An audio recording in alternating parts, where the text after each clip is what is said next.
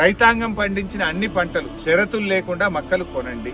అదే విధంగా ఆపేసిన సన్ఫ్లవరు మరియు శనగల కొనుగోలు కేంద్రాలు పునః ప్రారంభించండి. మొక్కజొన్న కొనుగోలుకు మీ కేబినెట్ ఏదో వద్దన్నది, కొనొద్దన్నది మీ కేబినెట్ నిర్ణయం తీసుకున్నారు అన్నారు. మరి కేసీఆర్ ఉండగా, బీఆర్ఎస్ పార్టీ ఉండగా కొన్నాం కదా జొన్నలు, నువ్వెందుకు కొనవు? ముందే చెప్పాలి. మరి పండుగకు ముందే మేము కొనం ఈ సంవత్సరం అంటే వేరే పంట పెట్టుకుంటారు. యాళ్లకు పంట చేతికి వచ్చినాక కళ్ళంలో వచ్చినాక నేను వడ్లు కొనా అని ఎత్తెత్తెట్లా? నడిమిట్లు ఎత్తేస్తోడు రైతు బిడ్డ అవుతాడా?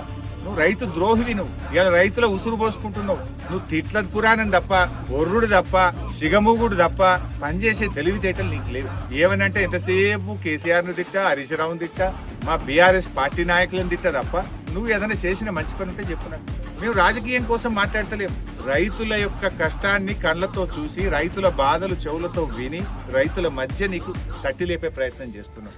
దయచేసి ముఖ్యమంత్రి గారు వెంటనే నువ్వు నీ మంత్రులు కొనుగోలు కేంద్రాలకు రండి, రైతుల వ్యతలు బాధలు వినండి, సమస్యను పరిష్కారం చేయండి అని చెప్పి ఈ ప్రభుత్వాన్ని కోరుతా ఉన్నా. రైతు సోదరులకు కూడా నేను ఒకటే విజ్ఞప్తి చేస్తా ఉన్నా, ఎక్కడికక్కడ కాంగ్రెస్ మంత్రులను ఎమ్మెల్యేలను నిలదీయండి. అట్లయితే గానీ వీళ్ళకి దారికి రాదు. 3-4 రోజుల్లోగా పరిస్థితిలో మార్పు రాకపోతే కలెక్టరేట్ల ముందు వంట వార్పు పెడతాం, ధర్నాలు పెడతాం, ఈ జాతీయ రహదారులను దిగ్బంధం చేస్తామని చెప్పి ఈ ప్రభుత్వాన్ని నేను హెచ్చరిస్తా ఉన్నా.